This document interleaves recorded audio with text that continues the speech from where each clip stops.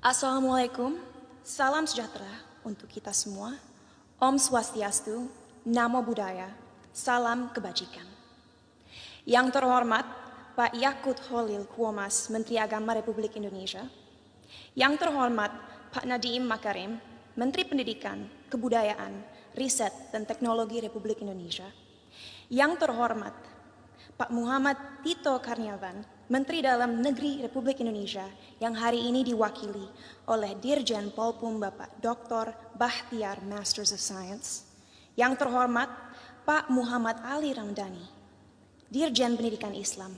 Dan yang terhormat Pak Yandri Susanto, Ketua Komisi 8 DPR RI. Yang terhormat semua tamu yang saya banggakan. Sungguh sebuah kehormatan bagi saya diundang malam ini untuk mewakili generasi muda Indonesia dalam mengekspresikan opini kami mengenai moderasi beragama. Jujur saya tidak tahu kenapa saya yang diundang malam ini untuk hadir di sini, tapi saya harap pidato yang saya buat tadi malam bisa menggerakkan hati para hadirin hari ini. Sebagai generasi Z dan milenial, kamilah generasi yang akan bertanggung jawab dalam beberapa tahun ke depan atas arah yang akan diambil negara ini untuk menjadi negara yang lebih maju, modern, sejahtera, dan tentunya terkemuka di mata dunia. Thank you. Tapi nilai-nilai apa saja yang harus kita terapkan kepada masyarakat Indonesia agar mimpi-mimpi ini bisa terrealisasi? Pada saat ini, kita dalam situasi sulit, di mana adanya polarisasi dalam opini masyarakat. Terlihat jelas bahwa adanya ketidaksepakatan tentang apa yang dibutuhkan negara ini agar bisa benar-benar menjadi kesatuan yang kuat. Dalam satu sisi, generasi muda sekarang mempunyai keinginan besar untuk mempromosikan budaya dan identitas bangsa. Kami percaya akan pentingnya untuk negara-negara di luar sana melihat potensi, keunikan, dan kehebatan negara ini. Tapi di sisi lain, sampai detik ini, kita semua masih sering berkelahi dan menjatuhkan satu sama lain hanya karena perbedaan ras, suku, dan terutama agama.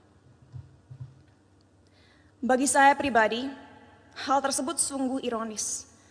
Karena bukankah pasal 1 dari Undang-Undang PNPS mengatakan bahwa adanya 6 agama utama di negara ini?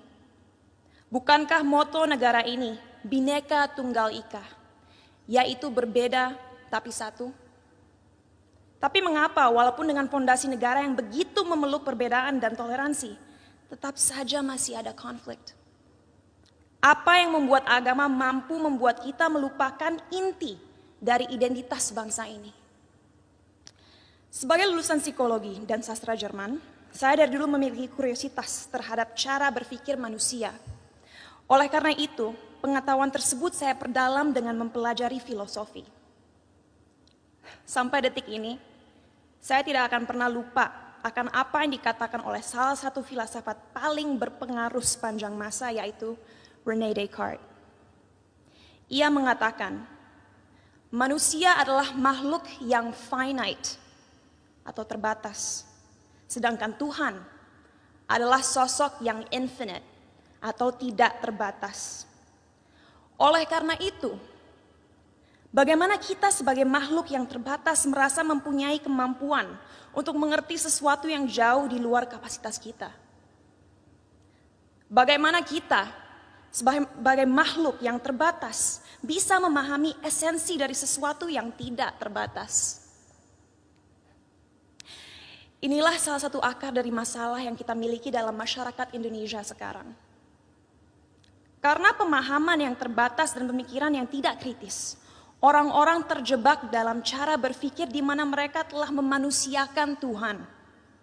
Merasa memiliki hak dalam mendikte kemauan Tuhan, merasa tahu pikiran Tuhan, dan merasa berhak bertindak atas nama Tuhan.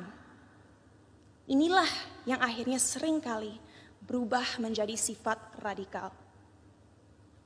Dalam perbincangan saya beberapa waktu lalu dengan Habib Hussein Jafar, kami berdua sepakat bahwa bahaya yang masyarakat kita alami sekarang adalah mengatasnamakan Tuhan untuk kepentingan pribadi. Menyesatkan generasi penerus bangsa dengan prinsip hidup yang sebenarnya tidak ada dalam Holy Scriptures atau kitab suci agama. Kenapa bisa seperti itu?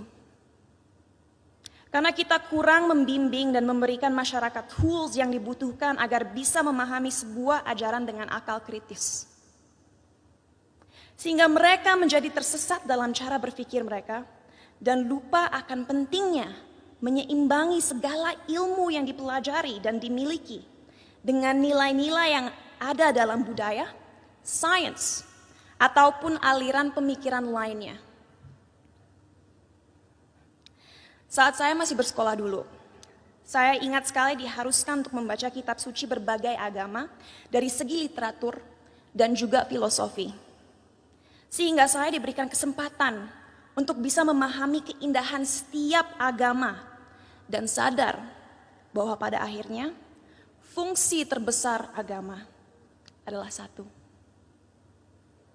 yaitu untuk membimbing kompas moral manusia. Untuk mengingatkan manusia bahwa kita harus memperlakukan satu sama lain dengan hormat. Bahwa kita harus bersyukur dan bahwa kita semua harus sadar bahwa waktu kita di dunia ini hanyalah singkat dan terbatas.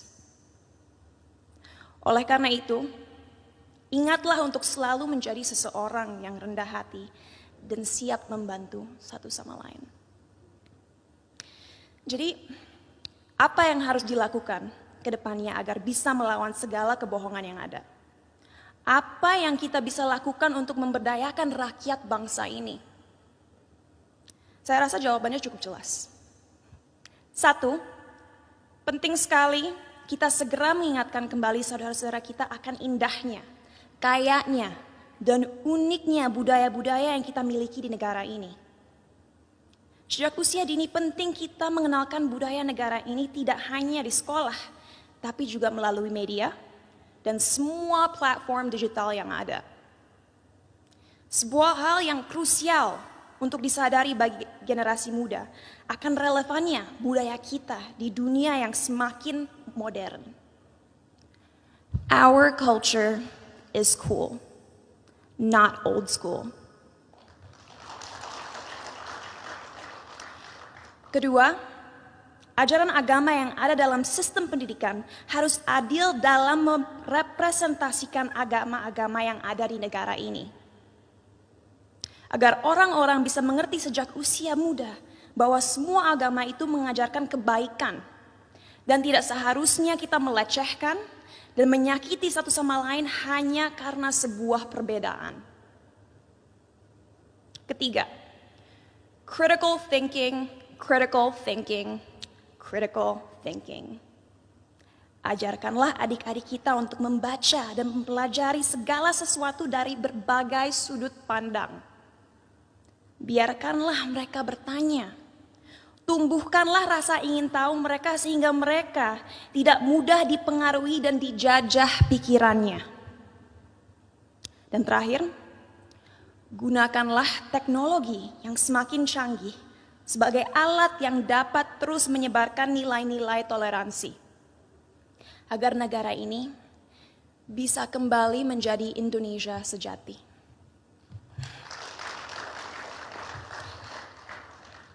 Sebagai penutup, saya ingin membacakan quote berikut. A people without knowledge of their past, origin, and culture is like a tree with no roots.